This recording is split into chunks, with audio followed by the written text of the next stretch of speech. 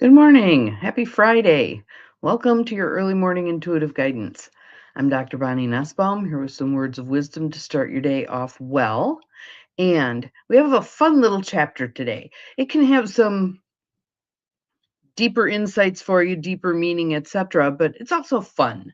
She's got one comment in there that made me bust right out laughing. So that is good these days. So we'll give it a minute for all of you practical rebels to pop in, and then we'll jump into some discourse about the term ma'am. M-A-A-M, ma'am. Good morning, Abigail. Glad you are here. You're the first one on today. Welcome, welcome.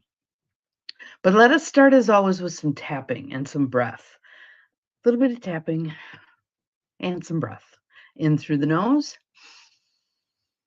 out through the mouth. Good morning, Joe Neal.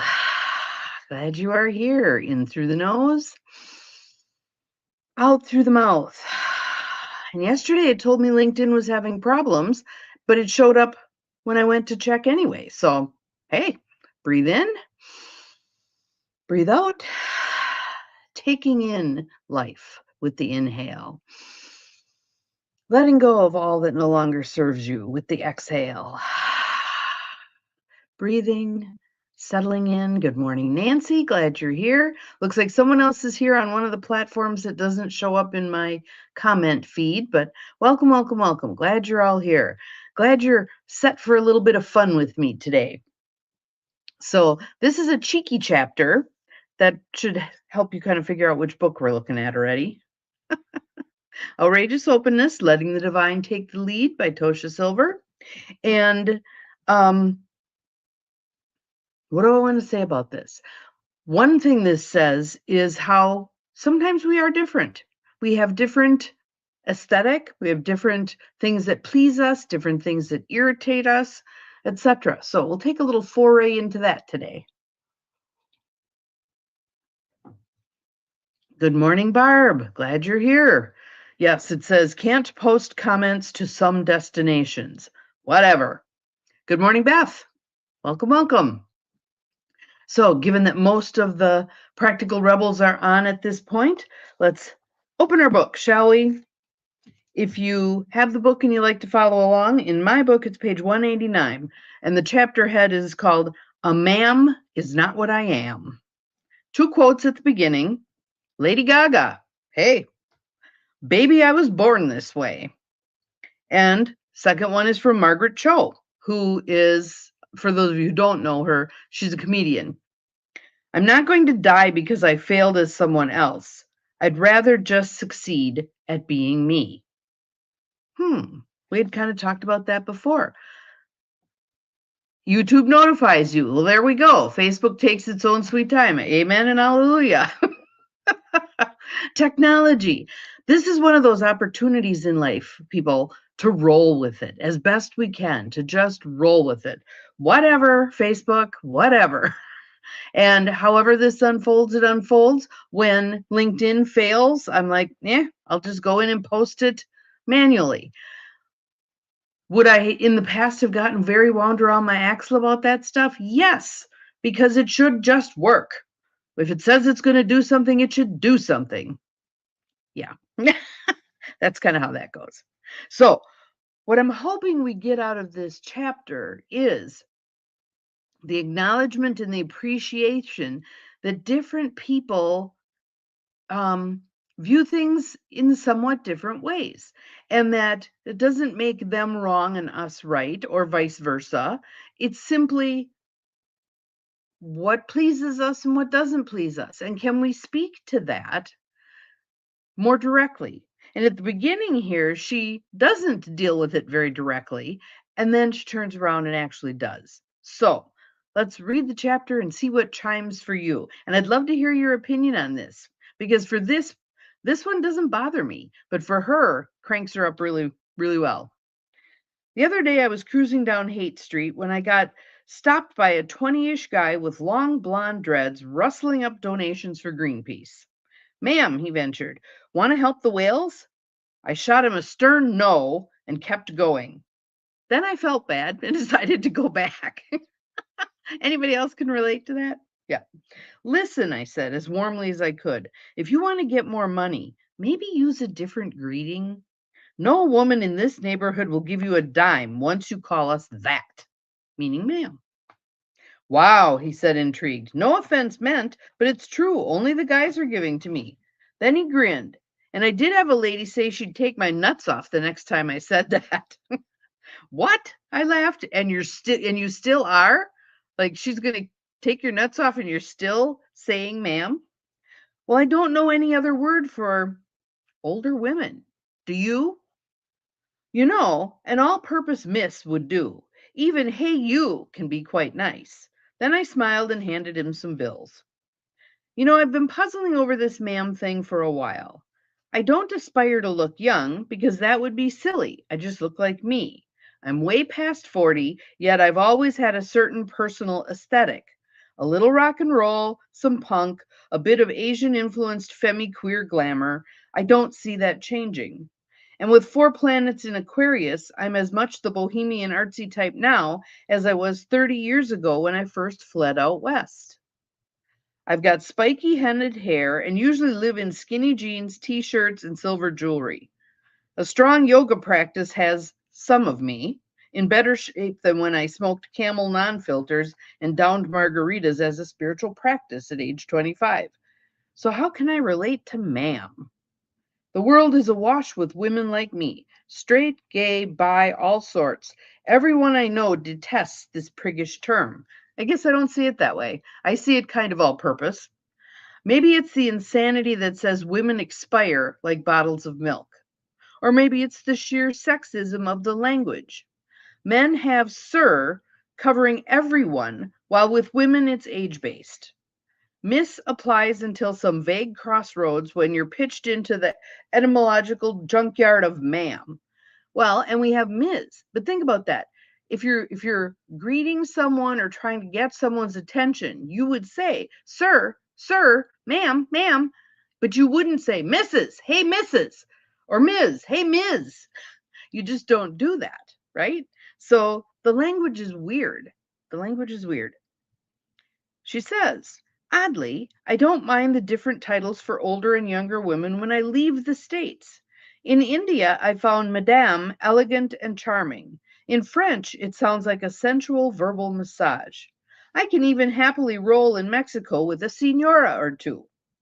So, what is it with ma'am?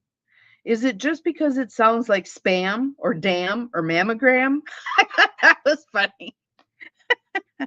Visions of dentures and large print Reader's Digest waltz in my head. Hey, that large print Reader's Digest, my dad loves it. Or is it that because I grew up worshiping Tina Turner and Chrissy Hind, I mean, could they ever be ma'ams? Could Joan Jett, Ellen, Amy Tan? Yet the culture still pins this word on women like a wilted corsage. But the ultimate spiritual attainment might be when ma'am doesn't rankle. After all, who's the one, capital O, they're naming anyway? And who's the one, capital O, who cares? Still, wouldn't it be cool to be called something like eternal vortex of eccentric joy? Or really, just nothing at all? I'm fine with a good hey you as well. What about for you? Good morning, Mel. Glad you're here. Welcome. What term, if someone were trying to get your attention, would work? I still think a good all-purpose excuse me can work well as well. But the language really does need an up level. It really does need an up level, especially when we're trying to get someone's attention. So what about for you? Does ma'am curdle your niblets too? Doesn't bother me. Doesn't bother me. If someone were to call me, hey, Mrs., that'd probably irritate me. But what about for you? I just think, and there's so many places in language, especially the English language, where things are just weird. Things are just weird. The one that always, sure, S-U-R-E, that's sewer. I'm pretty sure that's sewer. How do we come up with these words? And how do we come up with how we use them? And then we bastardize a word and it becomes its own word. Or we take a word that meant something, gay.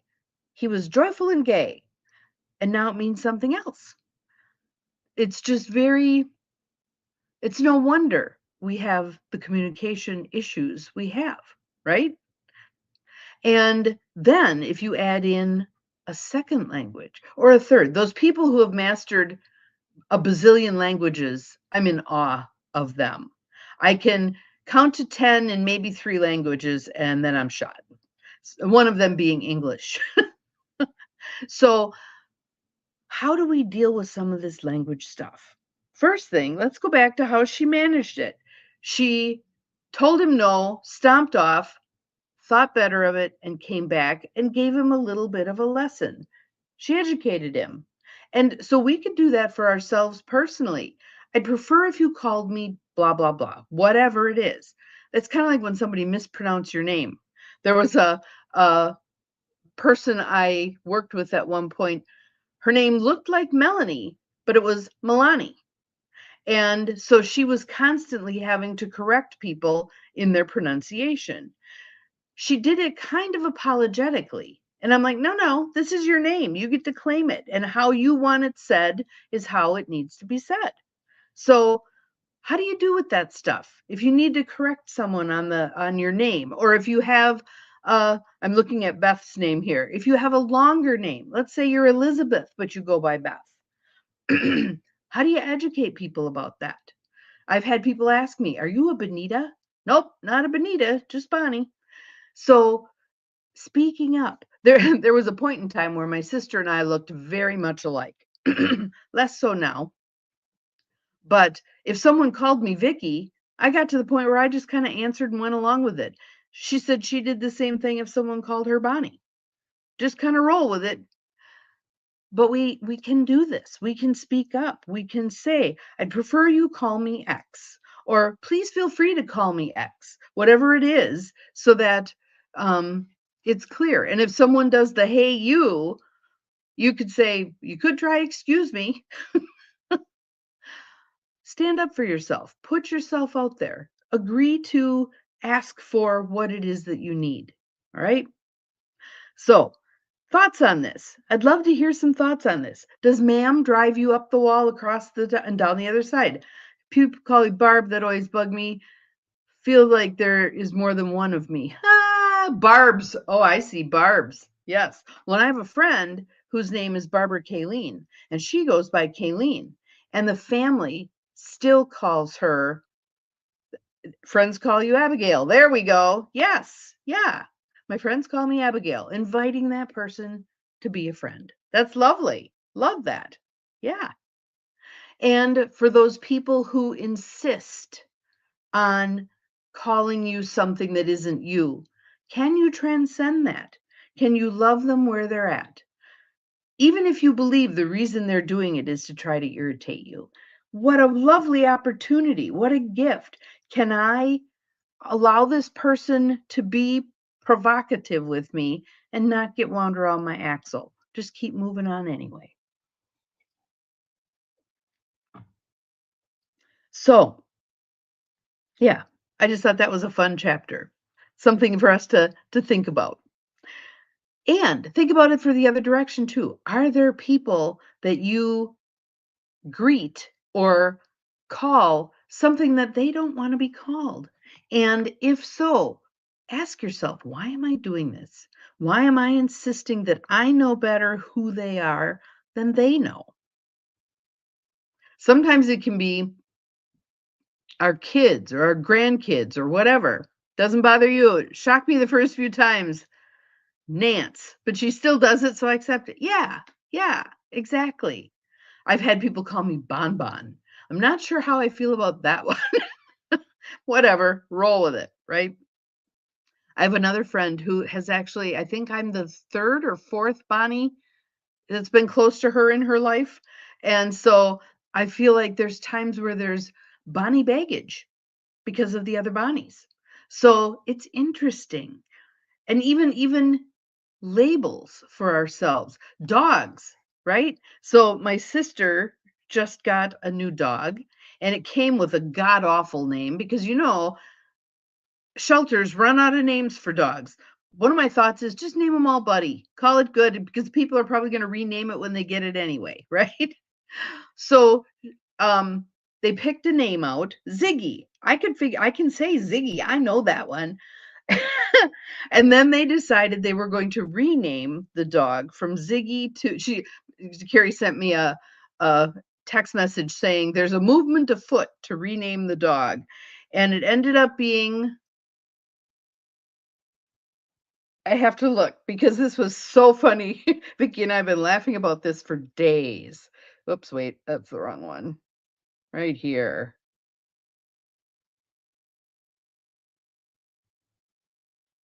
He's funny. There we go. It's Sokka, Sokka. And they've had dogs that were named after Star Trek characters and dogs that were named after Disney movie characters and whatever. So Sokka. And then, yeah, I think it was yesterday. Vicky was trying to remember the dog's name and she goes, Shua? Shua? And I busted out laughing and I said, how about Skirta? No, it's Sokka, Sokka. I just thought that was funny. Daffodil, and you changed it to Daffy. Yes. Vicky had a dog that was named Yolanda. Yolanda. She named her Bert, Birt. Bert Kerr, Cur. And she was a cur. So, yes, it's amazing. So my guess is, Nancy, that particular shelter went through all the flower names. There was probably a rose and a daisy and tulip and all. Yeah, and you got daffodil. There we go. Gotta love it. Gotta love it. So this was just kind of a fun one today. We just need a little lightness and humor in our lives, right? So take some warmth away from this. Enjoy this. Maybe you have the conversation about ma'am with somebody. Kind of fun. Kind of fun. So we'll see you again tomorrow. Remember, you're capable of far more than you think you are, including finding really fun names for dogs. Bye.